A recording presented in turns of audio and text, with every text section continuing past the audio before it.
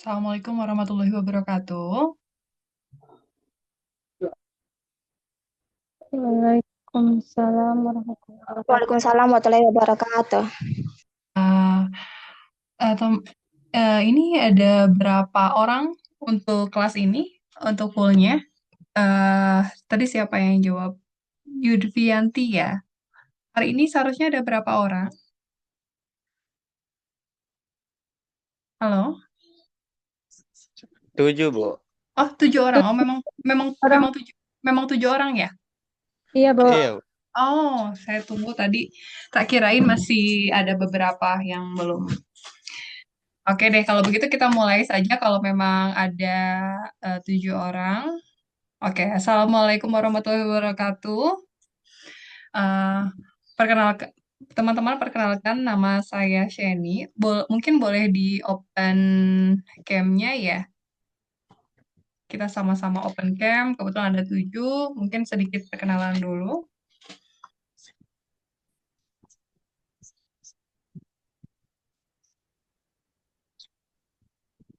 Oke, baik. Ini siapa yang open cam duluan? Yusuf. Yusuf Pasaribu. Ada Yufidianti, Delano Fitri, Talita Fadila Putri, Michelle Dea. Ada lagi yang belum saya sebut? Sudah semua? Sudah semua ya. Oke. Baik teman-teman, perkenalkan nama saya Sheni. Tadi saya perkenalkan kembali ya. Nama saya Sheni Yulianti, saya dosen tamu dari STAI Darul dari MBS ya, Manajemen Bisnis Syariah.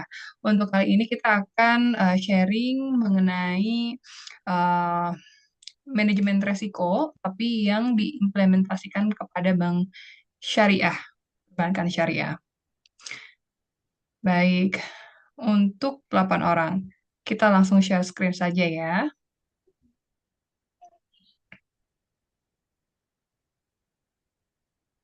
Teman-teman sudah terlihat share screen-nya? Belum, Bu. Oh, udah, Bu. Sudah. Ya, Bu. Sudah? Udah. Oke. Kalau belum terlihat, Oke. nanti disampaikan saja ya. Baik. Oke.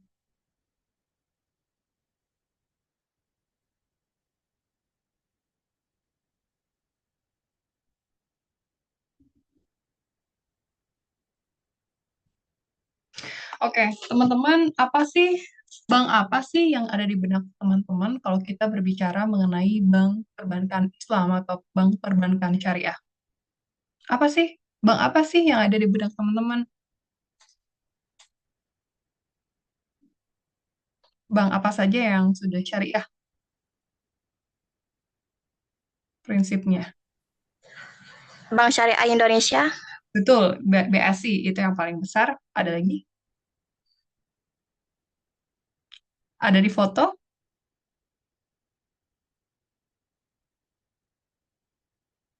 Bang, BCL ada syariahnya nggak teman-teman? Ada. BCL ada syariahnya. Terus apa lagi? Eh kalau bank lokal ada BJB Syariah, lalu ada Bank Mega Syariah, bahkan CIMB pun ada syariahnya nggak teman-teman? Ada. Ada. Jadi kalau misalnya kita mengenal bahwa beberapa bank syariah di Indonesia itu ada BSI, Bank Syariah Indonesia ini terbesar. Kenapa bilang terbesar? Karena ini sebetulnya bank merger ya dari beberapa bank BUMN seperti Mandiri, BRI, dan lain sebagainya di merger menjadi satu, jadi Bank Syariah Indonesia. Lalu ada BCA Syariah, ini bank dari swasta, ada Mega Syariah, dan juga CIMB Syariah. Oke, teman-teman.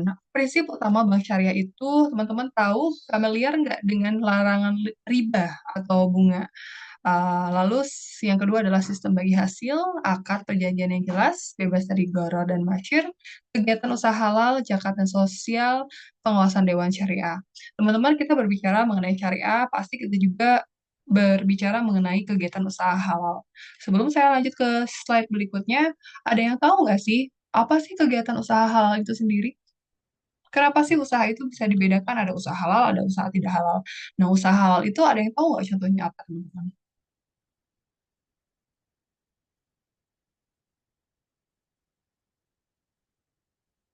Usaha yang tidak, ada yang tahu usaha halal itu contohnya aja deh, contohnya apa? Usaha halal itu. Usaha apa, Bu? Usaha halal, Bu? Iya, usaha yang halal itu usaha apa sih? Contohnya aja. Ah, usaha yang tidak mengandung riba. Betul, tidak mengandung riba. Lalu apa lagi? Contohnya apa?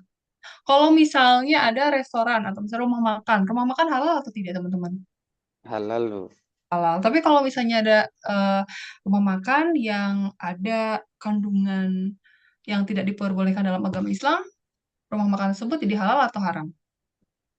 Jadi Haram. halal. Halal atau tidak gitu? Tidak ya. Berarti yang dimaksud dengan usaha halal ini adalah usaha yang memang adanya prinsip-prinsip syariah itu sendiri, baik adanya larangan riba, goro dan masyir, terus harus ada makanan yang halal. Lalu kalau misalnya di perusahaan itu biasanya dikenal dengan CSR, untuk berbagi sosialnya. Kalau misalnya di syariah ini prinsipnya adalah zakat. Lalu juga ada dewan atau pengawasan dewan syariah dalam prinsip utama bank syariah itu sendiri. Teman-teman, kita akan berbicara mengenai lebih lanjut manajemen resiko. Sebetulnya kalau resiko sendiri itu bersifat tetap nggak sih? Bersifat stabil nggak sih? Resiko itu bisa kita prediksi nggak, teman-teman? Resiko bisa kita prediksi tidak? Tidak, Bu. Bisa. Oke, tadi ada yang bilang tidak, ada yang bilang bisa. Yang Tidak. bilang tidak bisa siapa, yang bilang bisa siapa? Resiko itu bisa diprediksi nggak, teman-teman? Risiko. Kadang nggak tahu. Oke, Yusuf tadi bilangnya tidak bisa diprediksi ya. Kenapa Yusuf bilang resiko tidak bisa diprediksi?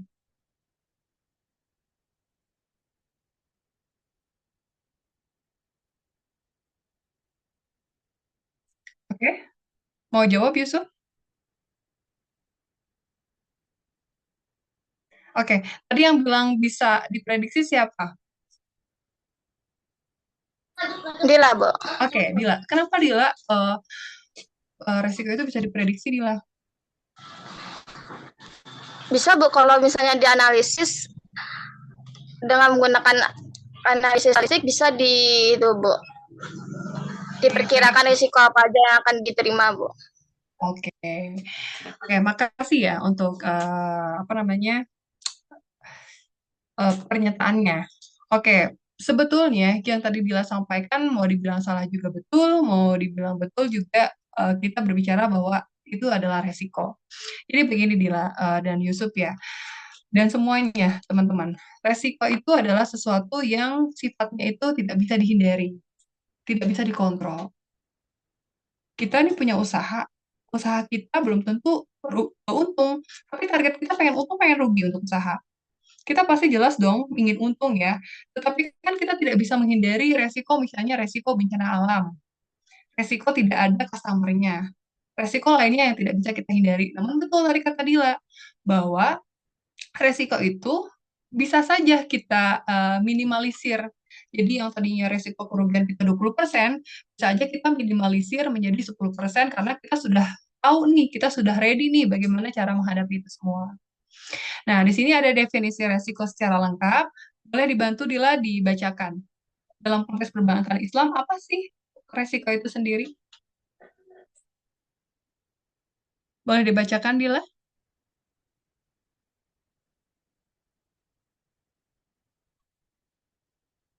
Terlihat tidak definisi resiko itu apa? Agak nge-lag ya ininya ya. Oke, oke. Coba UVD. UVD boleh dibantu apa Iya. sih definisi resiko itu dalam konteks perbankan Islam? Dalam konteks perbankan Islam adalah potensi kerugian yang dapat terjadi akibat ketidakpastian dalam aktivitas bisnis bank yang dijalankan sesuai prinsip syariah. Risiko ini harus dipahami dan dikelola dengan cara yang tidak bertentangan dengan hukum Islam. Hmm. Bersifat tidak dapat dihindari, namun dapat dikendalikan dan dikelola. Oke, berarti tadi ya, UVD resiko itu kita tidak bisa memprediksi, kita tidak bisa apa namanya menghindari resiko karena resiko itu selalu ada baik di usaha perbankan maupun usaha lainnya. Yang bisa kita lakukan adalah melakukan bagaimana resiko itu tidak membesar. Artinya kita sudah ready dengan apapun resiko yang terjadi. Setidaknya kita bisa meminimalisir resiko tersebut atau meminimalisir kerugian-kerugian yang dapat terjadi akibat resiko tersebut. Baik, lalu sekarang kita ada pemahaman risiko perbankan Islam lainnya. Nah, risiko adalah potensi kerugian atau ketidakpastian dalam operasional bank. Dalam operasional bank juga seperti itu, misalnya adanya apa pembayaran kredit yang tidak liquid, pembayaran kredit yang tidak lancar, itu akan mempengaruhi operasional bank. Lalu perbankan syariah menghadapi risiko yang unik seperti risiko kepatuhan syariah. Nanti kita akan bahas kepatuhan syariah itu seperti apa. Lalu risiko harus dikelola sesuai prinsip syariah dan regulasi keuangan. Maksud yang dikelola sesuai prinsip syariah dan regulasi keuangan ini adalah hal-hal yang memang menganut prinsip syariah yang tadi kita sampaikan seperti larang riba, sistem bagi hasil, akad, dan lain sebagainya. Nah, hal ini juga ada beberapa referensi dari Al-Quran surat Luqman ayat 34 misalnya, dan seorang pun yang dapat mengetahui dengan pasti apa-apa yang diusahakan esoknya. Dan Al-Quran surat Al-Syaf ayat 4 mengungkapkan bahwa sesungguhnya Allah menyukai orang-orang yang berjuang di jalannya dengan tersusun rapi, tertib seolah mereka adalah bangunan yang kokoh. Artinya, pada saat menghadapi resiko, kita sudah tahu apa yang harus kita lakukan, kita sudah mencatat, dan kita sudah ready. Apapun resiko yang terjadi, maka kita harus siap untuk menghadapinya yang tadinya mungkin resiko dari 30%, 20% jadi 10% itu memang tersusun dengan rapi. Oke, selanjutnya adalah manajemen resiko itu sendiri, sasarannya apa, lalu fungsinya apa. Teman-teman, kita membahas mengenai sasaran manajemen resiko ini sendiri. Manajemen resiko ini mengidentifikasi, mengukur, memantau, mengendalikan jalannya kegiatan usaha dengan tingkat resiko yang wajar secara terendah, integrasi, dan berkesinambungan. Seperti yang tadi saya sampaikan bahwa kita tidak bisa menghindari yang namanya resiko, tapi tadi Dila juga mengungkapkan bahwa resiko mungkin saja bisa diprediksi, Bu. Dalam arti mungkin maksud Dila adalah bagaimana kita bisa meminimalisir resiko tersebut dari resiko tertinggi menjadi resiko terendah. Misalnya yang seharusnya resiko itu 30%, resiko tersebut menjadi 20 atau 10%. Langsung fungsi utamanya adalah apa? Fungsi utamanya adalah memfilter dan memberi peringatan lebih awal, lebih dini, supaya kita bersiap dengan resiko tersebut, sehingga kita dapat menghindari resiko tersebut dengan baik. Oke, selanjutnya adalah tujuan manajemen resiko. Tujuan manajemen resiko ini adalah menyediakan informasi resiko kepada regulator, lalu mencegah dan meminimalisir terjadinya kerugian uncontrollable yang tidak kita hindari atau yang tidak bisa kita kontrol, mengukur paparan resiko itu sendiri sudah sampai mana, lalu mengalokasikan modal secara tepat. Kalau misalnya kita sudah tahu resiko itu terjadi di pos mana, maka kita akan mengalokasikan modal itu secara tepat. Lalu, bagaimana karakter manajemen risiko dalam Islam? Berdasarkan karakter manajemen risiko dalam Islam, yaitu berdasarkan prinsip keadilan dan tanggung jawab atau amanah, menghindari goror, ketidakpastian berlebih, masyir, spekulasi, dan, dan riba, lalu menekankan pada prinsip kehati-hatian dan transparansi.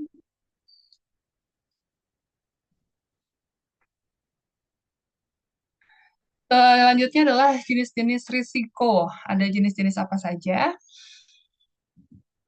Di sini ada jenis risiko kredit, risiko pasar, risiko likuiditas, risiko operasional, risiko kepatuhan syariah, dan risiko reputasi. Bentar.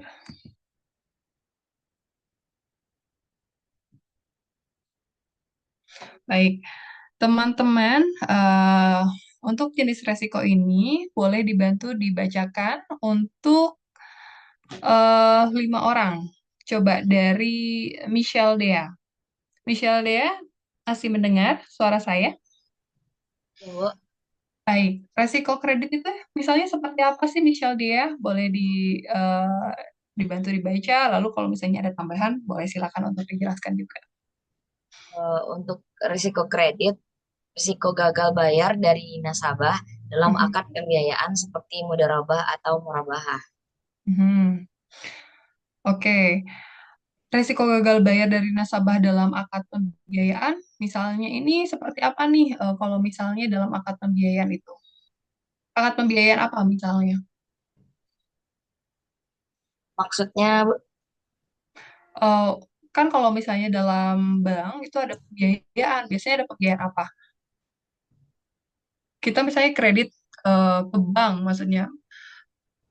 Misalnya kita ada melakukan pembiayaan ke bank nih kalau misalnya syariah. Misalnya pembiayaan apa? Ini juga misalnya ada pembiayaan rumah ya, Michelle. Misalnya kalau Michelle ambil rumah nih ke ke bank syariah, terus Michelle ini misalnya bayarnya terlambat atau misalnya ada gangguan-gangguan terjadi. Nah, ini yang dimaksud dengan akad pembiayaan itu yang terjadinya risiko gagal bayar. Kalau misalnya terlambat bayar ke bank, itu akan dijadikan sebagai risiko kredit atau risiko gagal bayar dari bank itu sendiri. Oke, selanjutnya UVD. UVD risiko pasar itu misalnya seperti apa UVD? Risiko pasar itu risiko perubahan nilai pasar yang mempengaruhi aset dan investasi bank. Hmm, ada tahu misalnya seperti apa risiko perubahan nilai pasar yang mempengaruhi aset dan investasi bank. Sebetulnya risiko perubahan nilai pasar ini juga bisa terjadi karena pertukaran nilai uang. Misalnya dolar, misalnya sekarang dolar, ada yang tahu sekarang berapa terupdate? Di atas 15.000 ya. Yang biasanya kan dolar, misalnya 1 dolar bisa 10.000 dan lain sebagainya. Itu juga akan mempengaruhi nilai aset atau investasi dari bank itu sendiri. Oke, lalu selanjutnya risiko risiko likuiditas. David, David tadi belum disebut. David, resiko likuiditas itu boleh dibacakan atau mungkin nanti ada tambahan, boleh silakan. Risiko likuiditas adalah risiko ketidakmampuan memenuhi kebutuhan dana jangka pendek. Oke, selanjutnya sebetulnya untuk resiko ketidakmampuan memenuhi kebutuhan dana jangka pendek ini juga sama halnya seperti resiko kredit itu sendiri. Jadi ini pemenuhan untuk kebutuhan dananya tidak bisa terbayarkan. Lalu selanjutnya untuk resiko operasional itu seperti apa sih? Boleh dijawab oleh Yusuf Pasaribu. Resiko operasional, silakan Yusuf. Boleh dibaca Yusuf?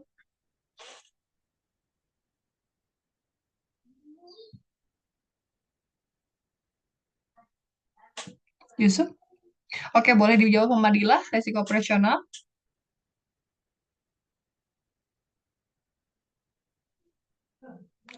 Dila masih ada di sana? Masih, Bu? Oke, boleh dibacakan resiko operasional dan risiko syariah, Dila? Bisa, Bu? Boleh, boleh, silakan. Resiko operasional itu seperti apa dan resiko syariah itu seperti apa sih, Dila? Risiko operasional, risiko kerugian akibat kegagalan proses internal manusia atau sistem. Sedangkan risiko syariah, risiko produk atau transaksi tidak sesuai dengan prinsip syariah sehingga dapat membatalkan akad. Oke, sebetulnya kita sudah pahami ya kalau misalnya untuk resiko operasional ini bisa saja ini dari kelalaian manusia. Resiko kerugian ini diakibatkan kegagalan proses dari internal atau manusia atau sistem itu sendiri. Nah, lalu apa perbedaannya dengan resiko syariah? Resiko syariah tadi sudah dibacakan oleh Dila bahwa resiko ini merupakan resiko produk atau transaksi tidak sesuai dengan prinsip syariah sehingga dapat membatalkan akad. Misalnya, salah satunya seperti apa? Misalnya Dila, apakah Dila bisa memberikan contoh? Kalau resiko syariah itu seperti apa sih sehingga bisa membatalkan akad? Misalnya transaksi apa?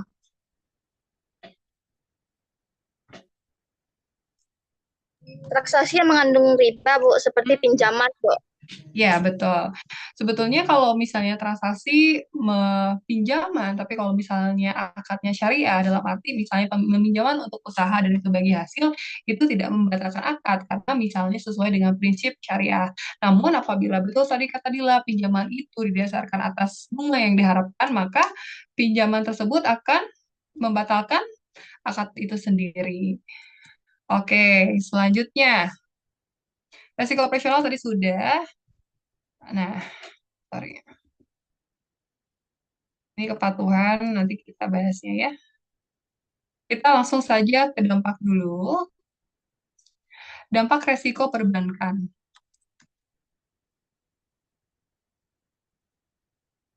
Oke,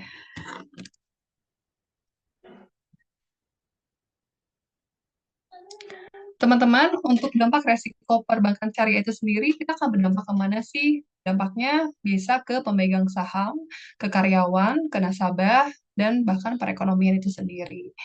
Bagaimana dampaknya itu akan terjadi pada pemegang saham? Dampak pada pemegang saham itu akan terjadinya penurunan nilai investasi dan gagal memperoleh dividen. Teman-teman ada yang tahu penurunan nilai investasi itu seperti apa dan gagal memperoleh dividen seperti apa? Nah, kalau misalnya gagal memperoleh dividen, misalnya investor itu merugi di salah satu bank syariah. Investor itu merugi di salah satu bank syariah. Otomatis apabila banknya tersebut rugi, maka investor tersebut tidak akan memperoleh keuntungan atau bahkan tidak akan memperoleh dividen yang mungkin diharapkan oleh investor itu sendiri. Lalu, bagaimana dampaknya terhadap karyawan? Pada karyawan ini ada sanksi indisipliner ataupun PHK. Apa yang terjadi dari sanksi indisipliner dan PHK itu sendiri? Lalu nanti ada dampak pada nasabah, pemegang perekonomian, dan lain sebagainya. Oke, teman-teman, saya izin untuk ganti untuk PPT-nya sebentar ya, biar lebih detail.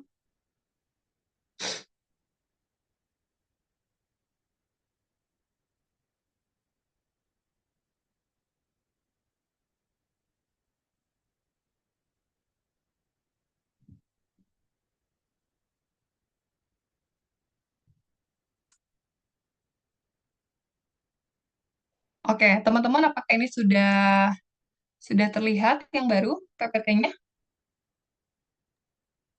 Udah. Oke. Baik ya. Tadi kita membahas tentang ada dampak resiko perbankan syariah. Dampak tersebut bisa dari pemegang saham, bisa terhadap karyawan, nasabah, dan juga perekonomian. Ada dampak terhadap pemegang saham. Untuk dampak pemegang saham itu adanya penurunan nilai investasi, hilangnya peluang memperoleh dividen yang seharusnya diterima, kegagalan investasi yang telah dilakukan. Loh, kok bisa sih pemegang saham ini akan mempunyai kegagalan investasi yang telah dilakukan atau bahkan tidak memperoleh dividen yang seharusnya diterima. Seperti yang tadi saya sampaikan bahwa apabila suatu perusahaan atau bank itu sendiri rugi, artinya bank tersebut kan tidak memperoleh laba. Kalau misalnya tidak memperoleh laba, apa yang akan dibagikan? Ngomong-ngomong, teman-teman tahu nggak apa itu istilah dividen itu sendiri? Tadi saya berbicara mengenai pembagian dividen. Ada yang paham dividen itu sendiri apa?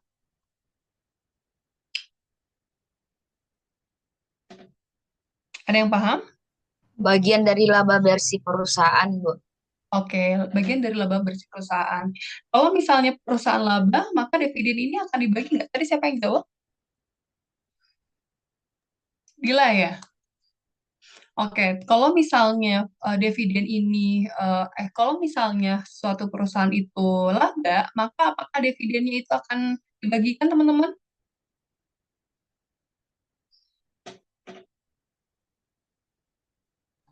Kalau ada labanya, Bu?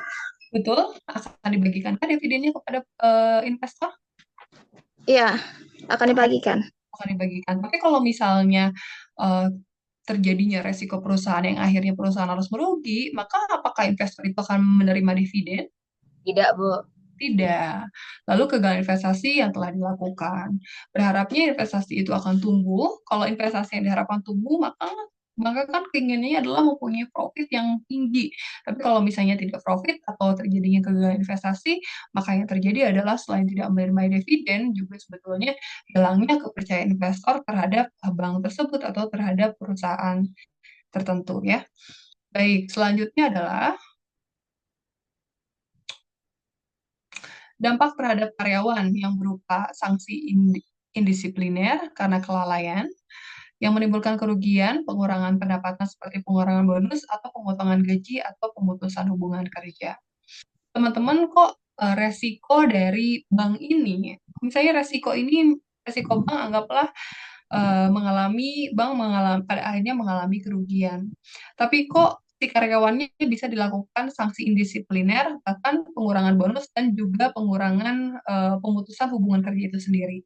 Apa sih hubungannya dari eh, resiko yang telah kita bahas dengan pemotongan gaji, pemutusan hubungan kerja, dan menimbulkan kerugian banyak terhadap karyawan itu sendiri? Apa sih hubungannya resiko yang dialami bank tersebut?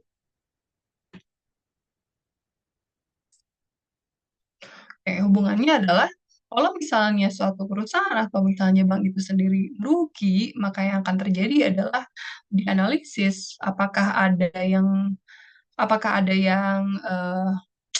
misalnya ada yang salah dari SOP yang dilakukan oleh karyawan, apakah ada karyawan yang tidak melakukan SOP atau ketentuan kinerja, apakah ada kelalaian dari karyawan. Kalau misalnya terbukti adanya resiko tersebut semakin besar karena adanya kelalaian karyawan, maka yang akan terjadi adalah karyawan tersebut akan direview dan mungkin saja akan ada sanksi indisipliner.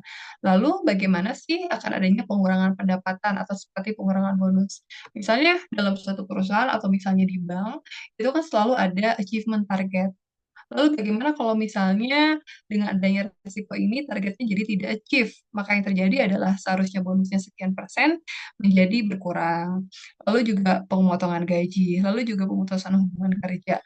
Kalau misalnya suatu perusahaan atau misalnya bank itu sendiri sudah tidak profit, bagaimana bank atau perusahaan itu sendiri bisa apa ya, bisa sustain gitu. Kalau misalnya dari keuangan mereka pun sudah terganggu, maka yang akan terjadi ya selain mereview karyawannya dengan sanksi indisipliner, akan juga terjadi pengurangan bonus, pemotongan gaji, atau bahkan pemutusan hubungan kerja.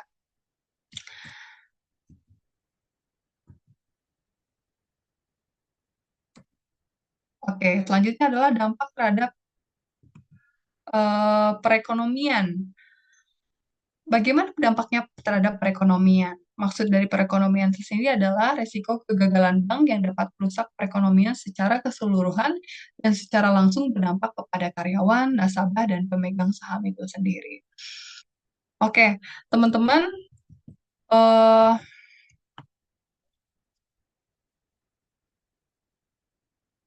bentar ya.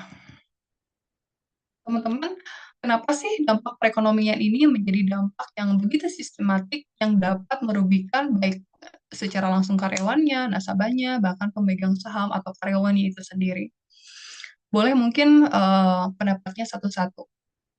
Dari Yuvidianti, apa sih yang ada di benak Yuvidianti kalau terhadap dampak terhadap perekonomian ini? Kok resikonya melebar bisa sampai ke karyawannya, nasabah, bahkan pemegang sahamnya?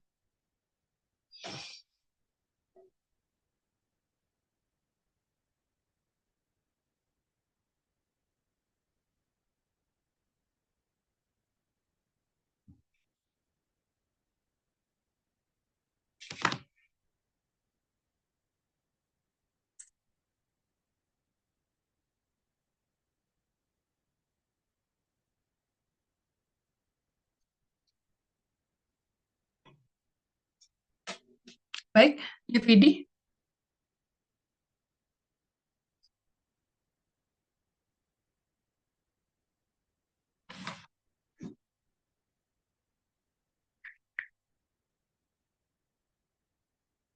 boleh mungkin teman yang lainnya, David Fahlendra. David Fahlendra mungkin boleh disampaikannya kenapa sih dampaknya begitu meluas sekali untuk dampak perekonomian ini terhadap resiko kegagalan bank tersebut.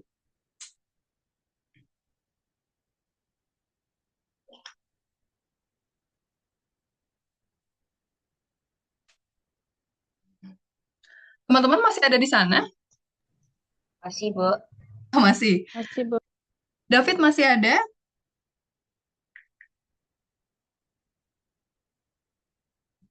Ada, Bu. Ada. Oke, gimana David? Boleh minta pendapatnya. Kenapa sih kok resiko kegagalan bank bisa mencakup kepada seluruh resiko terhadap perekonomian secara meluas? Oh iya, Bu, dampaknya bisa bikin pengangguran jadi meningkat, Bu. Tingkat Betul. pengangguran tinggi, Apalagi. Mhm. Lalu? gangguan finansial bagi karyawan, Bu, yang di apa itu, Bu, dipecat. Oke. Dengan adanya kegagalan bank ini dalam memproses kinerjanya, maka yang akan terjadi adalah betul tadi adanya PHK. Nanti kalau misalnya PHK-nya ada, berarti kata David tadi, kalau beberapa karyawan di PHK, maka karyawan tersebut akan apa, David? Akan terjadinya pengangguran. Terus kalau misalnya terjadi pengangguran, yang akan terjadi apa? Menurunkan apa, Bu? Kesejahteraan psikologis, Bu. Betul, kesejahteraan juga akan menurun. Apalagi dampaknya? Ini luas sekali dampaknya ya. Dampaknya apa lagi? Kesejahteraan menurun, terus tingkat ketergantungannya akan meningkat nggak, David?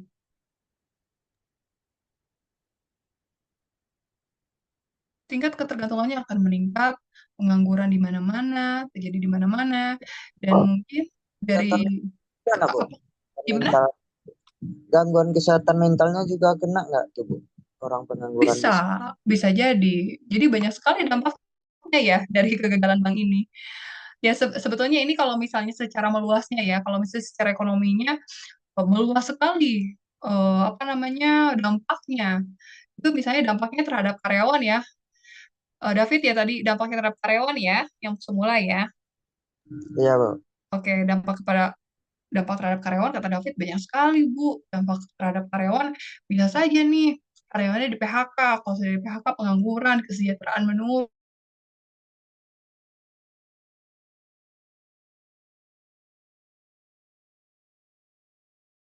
Apa tadi, Bu? Hmm, Nasabah ya, Bu. Nah, ya, kalau untuk nasabah itu sendiri mungkin bisa jadi kayak kehilangan kepercayaan kepada tuh, si banknya gitu, Bu. Karena dengan kegagalan bank tersebut kan, Bu, otomatis kayak kepercayaan dari pihak nasabah ke banknya itu bakalan hilang gitu, Bu.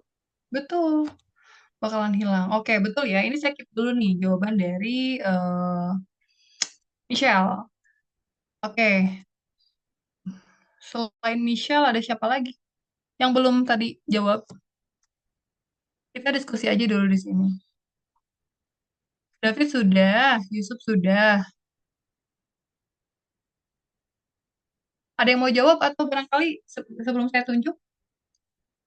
Tadi kata Michelle betul tuh, kalau misalnya ini terjadi kegagalan operasional bank, maka yang akan terjadi adalah nasabahnya sudah tidak percaya lagi terhadap bank tersebut gitu. Kalau misalnya nasabah sudah tidak percaya pada bank tersebut, maka yang terjadi adalah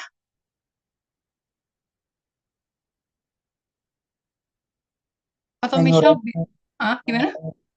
David gimana? investasi ke bank tuh, Bu. Mengurangi Boleh, boleh, boleh. Gimana David? mengurangi investasi atau tabungan ke bank itu, Bu. Oke. Yang tadinya misalnya menabung 10 juta, maka akan dikurangi bisa 5 juta. Karena saya tidak percaya nih sama Bank A. Untuk mengelola operasionalnya aja Bank A sudah tidak bisa nih. Bagaimana uang saya aman gitu. Kalau misalnya sudah customer atau nasabah sudah tidak percaya, yang pertama kan tadi kata Michelle, apa nasabah sudah tidak percaya nih terhadap bank tersebut, terhadap bank A. Sehingga yang terjadi apa? Kata David betul, yang terjadi adalah mengurangi tabungannya. Atau bahkan ada yang lebih ekstrimnya. Apa yang akan dilakukan nasabah apabila bank tersebut gagal mengelola operasionalnya?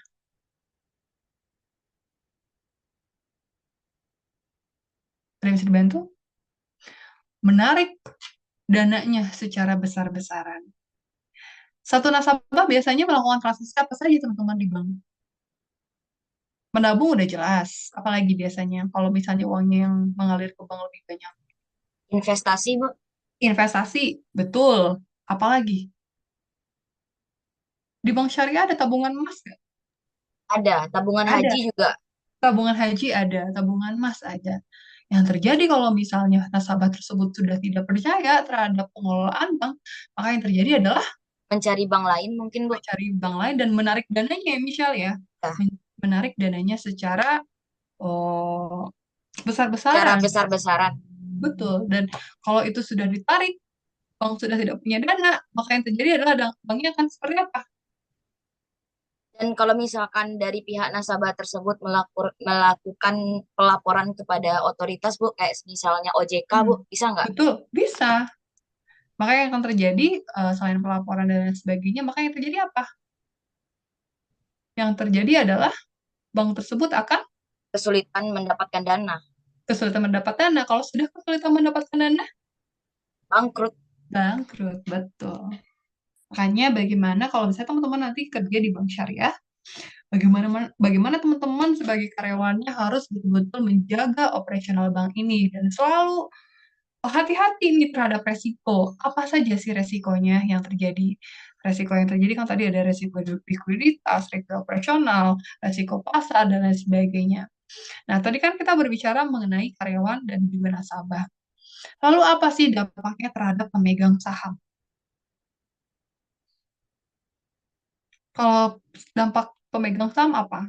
Untuk pemegang saham apa? Dan apa yang akan dilakukan pemegang saham itu sendiri terhadap bank A tersebut? Kerugian finansial, Bu. Betul, kerugian finansial. Kerugian finansial yang seperti apa? Kayak kehilangan investasinya, Bu. Betul. Jadi tadi nasabah akan menarik secara besar-besaran investasinya. Dan juga pemegang saham yang seharusnya tadi mendapatkan dividen kalau misalnya profit, maka bisa saja pemegang saham itu kehilangan kesempatannya untuk mendapatkan dividen ketika tidak mendapatkan profit. Dan nilai sahamnya pun bisa turun secara drastis, nak, Bu. Betul, bisa terus secara drastis kalau misalnya eh, apa si nasabah kehilangan kepercayaan terhadap operasional bank tersebut.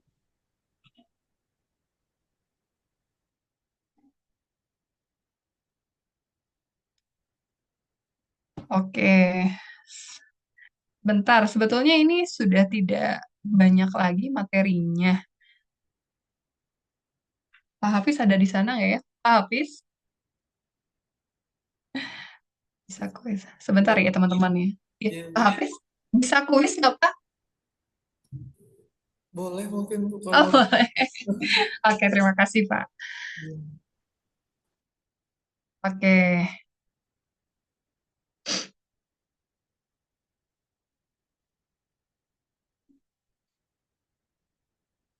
Oke, teman-teman, saya akan memberikan kuis, tapi sebelumnya saya akan memberikan kesimpulan dari apa yang tadi kita sampaikan ya, apa yang tadi telah disampaikan. Oke, teman-teman, kita ketahui tadi singkatnya yang tadi kita sampaikan mengenai manajemen resiko dalam perbankan Islam, itu kita bisa ambil kesimpulan bahwa manajemen risiko dalam perbankan Islam itu merupakan kewajiban syar'i dan profesional untuk menjaga kepercayaan serta keberlanjutan usahanya. Nah, prinsip syariah ini seperti keadilan, transparansi, dan tanggung jawab menjadi dasar dalam pengelolaan risiko. Nah, risiko-risiko seperti risiko pembiayaan, operasional, dan syariah compliance perlu diidentifikasi dan ditangani secara proaktif. Pendekatan manajemen risiko harus menyatu dengan nilai-nilai tauhid, amanah, dan maslahat. Implementasi manajemen risiko yang efektif akan memperkuat stabilitas dan reputasi perbankan Islam. Dari beberapa kesimpulan ini, kita mengetahui bahwa ada prinsip syariah seperti keadilan, transparansi, dan tanggung jawab. Yang dimaksud dengan transparansi itu seperti apa sih, teman-teman?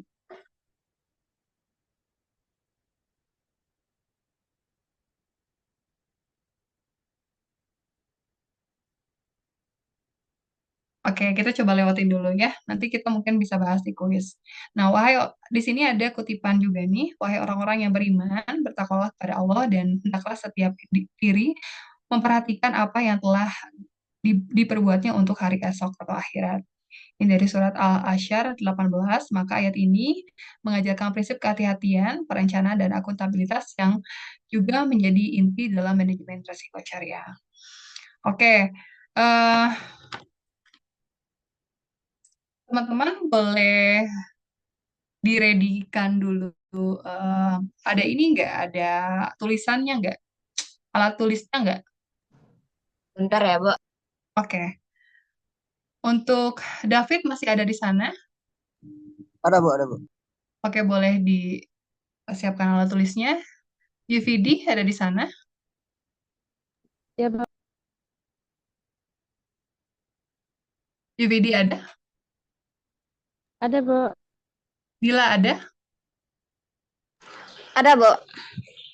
Yusuf Pasaribu ada? Ada Bu. Oke. Boleh disiapkan dulu tulisannya ya, alat tulisnya.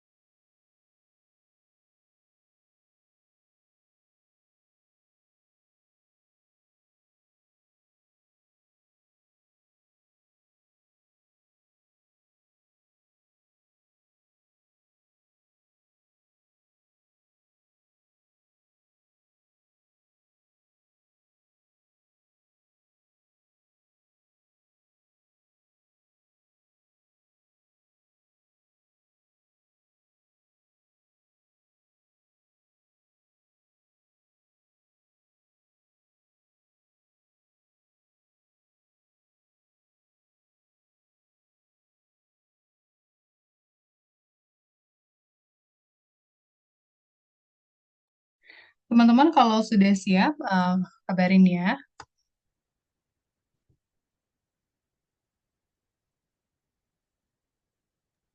Sudah, Bu.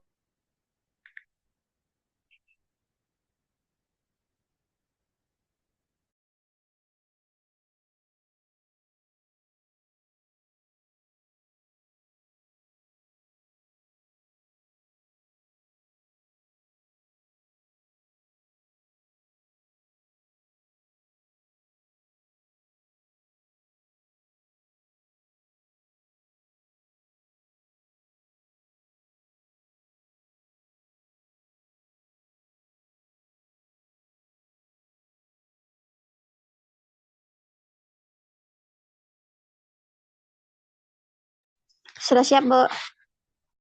Udah semua? Sudah, Bu. Oke. Bentar ya.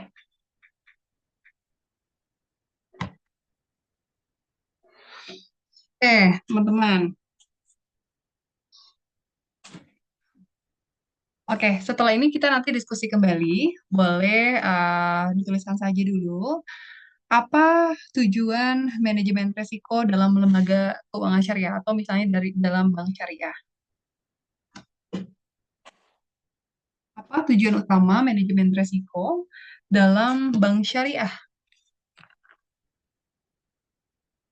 Apa tujuan utama manajemen risiko dalam bank syariah?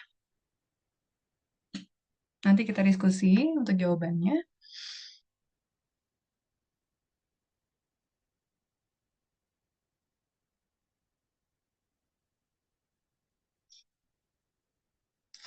Lalu eh, apa itu resiko syariah? Tadi sudah dijelaskan, apa itu resiko syariah?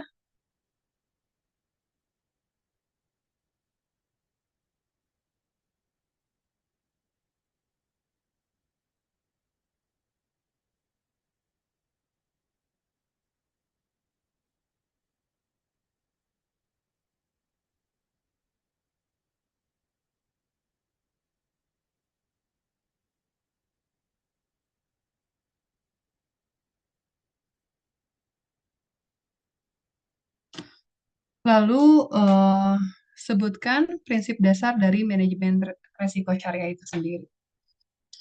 Oke, sudah teman-teman sudah dicatat? Yang pertama, apa tujuan manajemen resiko syariah? Lalu yang kedua tadi, apa itu resiko syariah? Dan yang ketiga adalah prinsip dasar manajemen resiko syariah.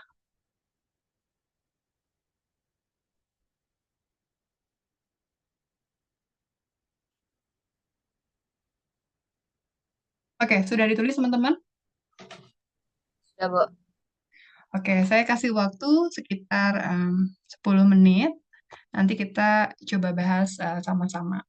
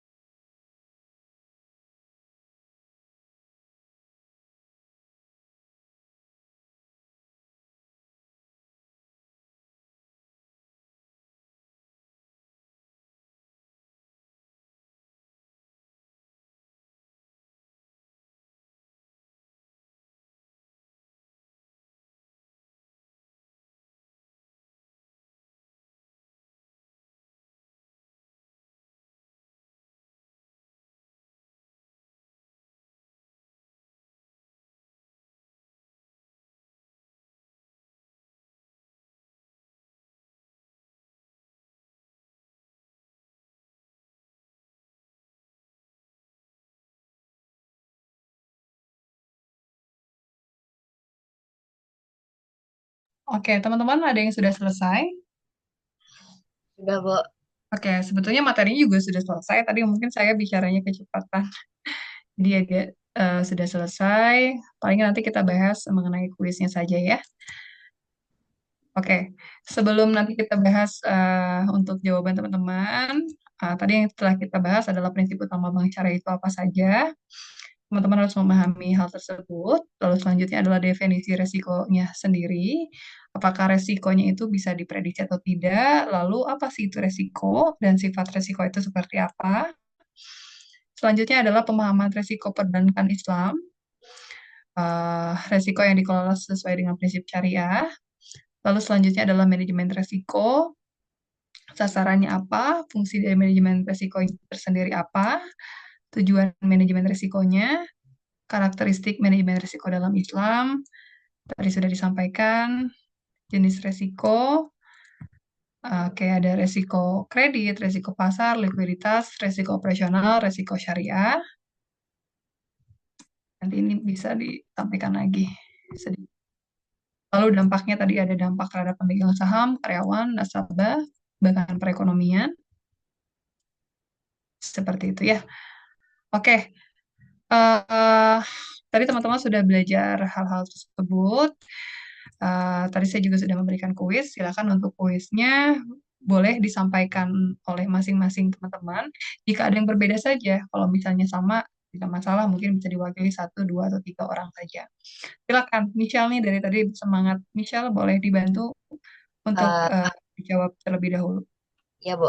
Dan untuk tujuan utama dari manajemen risiko dalam syariah, dalam bank syariah tersebut, yang pertama itu ada melindungi aset dan dana nasabah.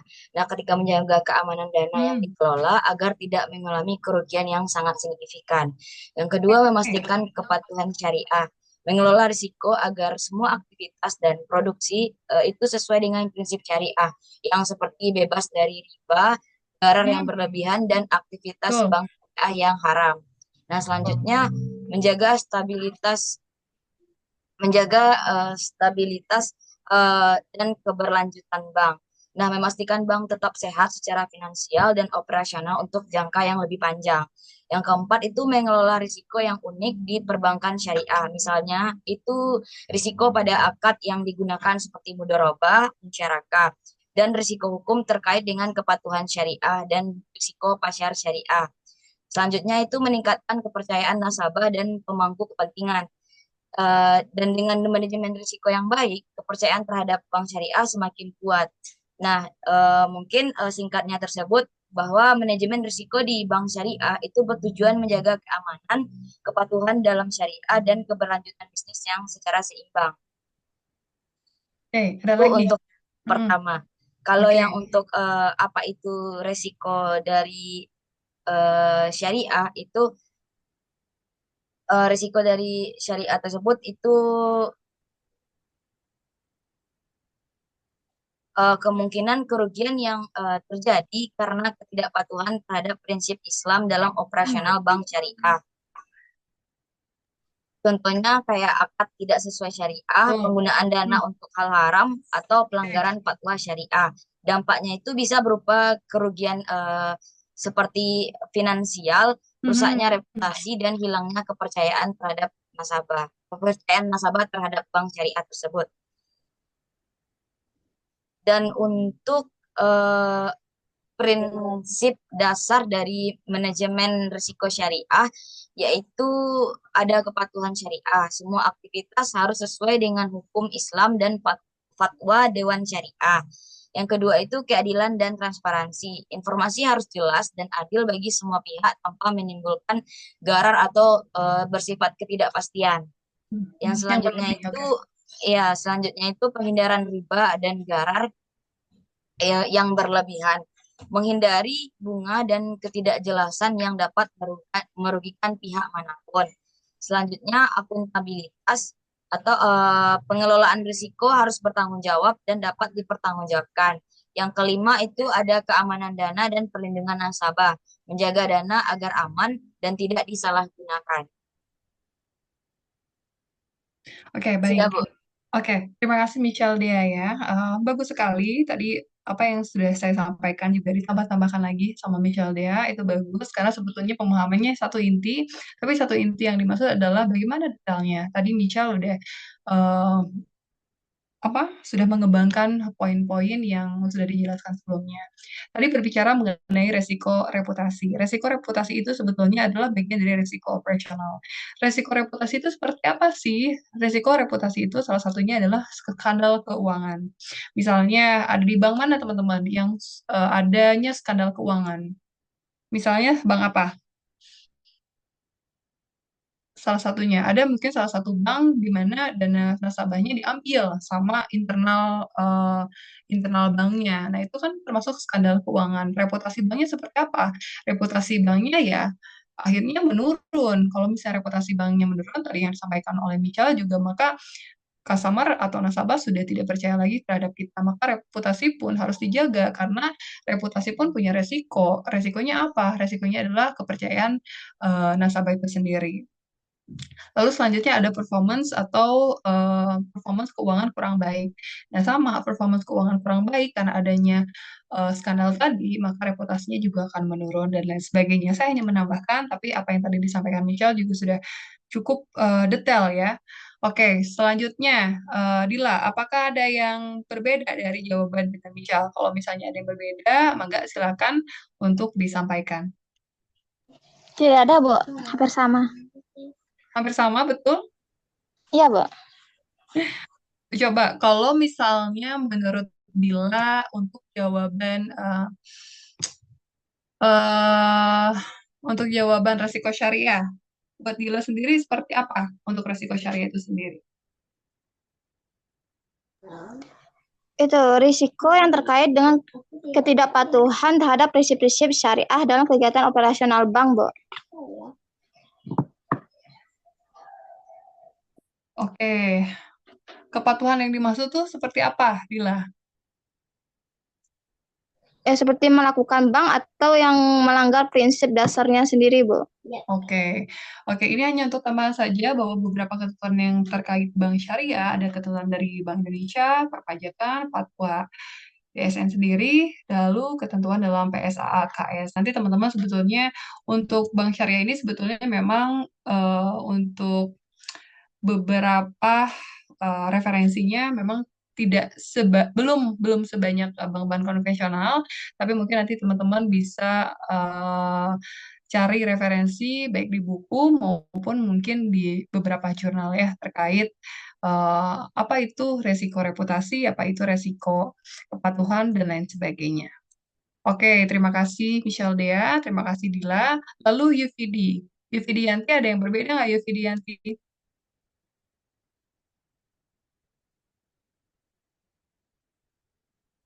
UVD masih di sana? Masih, Bu. Oke, UVD apakah ada yang berbeda dengan jawaban Michelle? Hanya ditambahkan saja, apa yang akan ditambahkan dari jawaban yang tadi sudah Michelle tambahkan?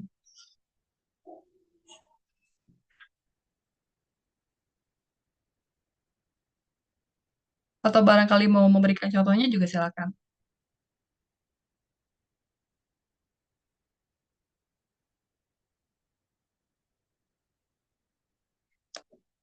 Ada? Nggak sama, Bu. Sama. Oke, sekarang dari laki-lakinya, dari prianya harus sedikit berbeda ya. Setidaknya memberikan contoh-contoh yang sudah tadi disampaikan. Bagaimana dengan David? David, boleh ditambahkan beberapa contohnya, David?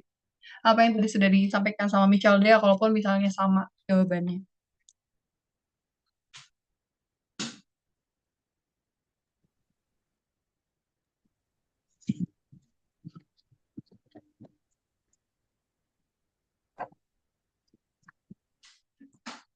David masih di sana? Masih, Bu. Oke, siap. Silakan, David. Bagaimana nih menurut David nih dari tadi yang dari Michelle Dea? Sebenarnya Michelle Dea tuh udah detail sekali apa yang disampaikannya, tapi mungkin barangkali ada contoh-contoh terkait.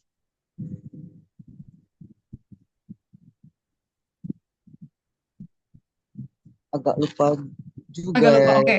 Kalau agak yang lupa boleh diulangi lagi jawabannya. bilang misalnya, tapi mengidentifikasi, mengukur dan mengendalikan risiko. Oke. Bagaimana tuh kita misalnya salah satu deh mengukur atau menghindari resikonya itu dengan cara seperti apa misalnya gitu.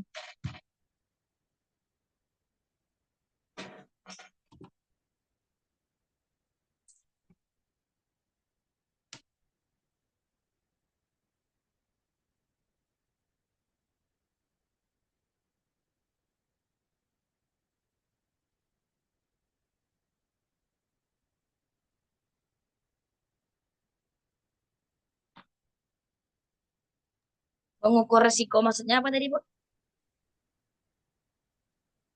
Tadi kan untuk menghindari resiko. Bagaimana caranya untuk menghindari resiko dari bank itu sendiri?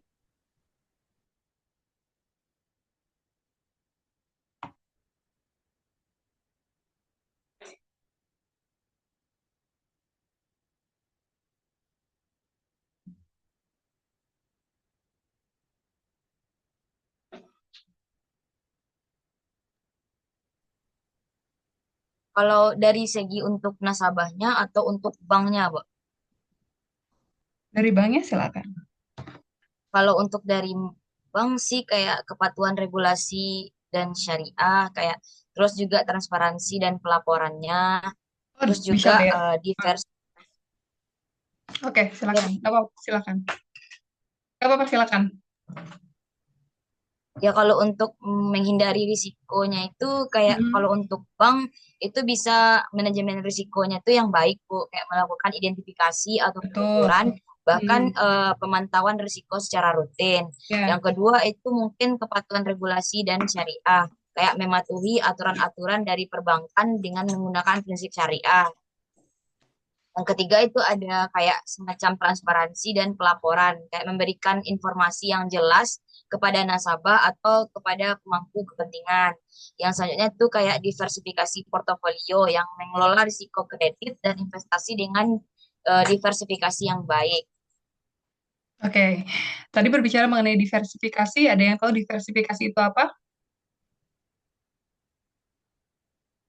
Eh, diversifikasi itu kayak semacam strategi membagi investasi atau Hmm, risiko ke betul. berbagai aset atau proyek, Bu. Betul, betul. Betul ya Michelle ya, terima kasih. Jadi teman-teman kalau misalnya kita berbicara diversifikasi itu betul, itu pembagian aset-aset. Jadi biar kalau misalnya kita investasi, nggak cuma investasi di satu hal. Jadi kalau misalnya diinvestasi di satu hal, suatu saat misalnya investasi tersebut nilainya turun, maka kita akan rugi semua. Tapi kalau kita diversifikasi, kita membagi-bagikannya kepada beberapa investasi, maka kalau misalnya A investasi kita turun, yang B kita masih untung seperti itu. Makanya tadi mungkin Michelle Dea menyampaikan harus adanya diversifikasi resiko sehingga resikonya juga sehingga akan meminimalisir resiko itu sendiri. Oke, baik. Terima kasih Dea. Tapi David tadi ada yang mau disampaikan lagi nggak, David?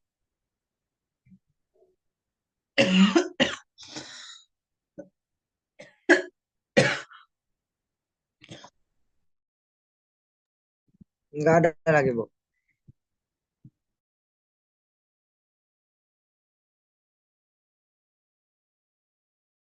Baik, David tidak ada. Dila, ada yang disampaikan Dila? Tidak ada, Bu. David, Dila, terus siapa lagi? Satu lagi tadi ya? Yang laki-laki?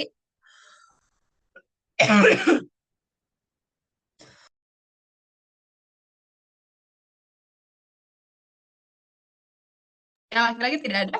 Semuanya tidak ada yang disampaikan lagi?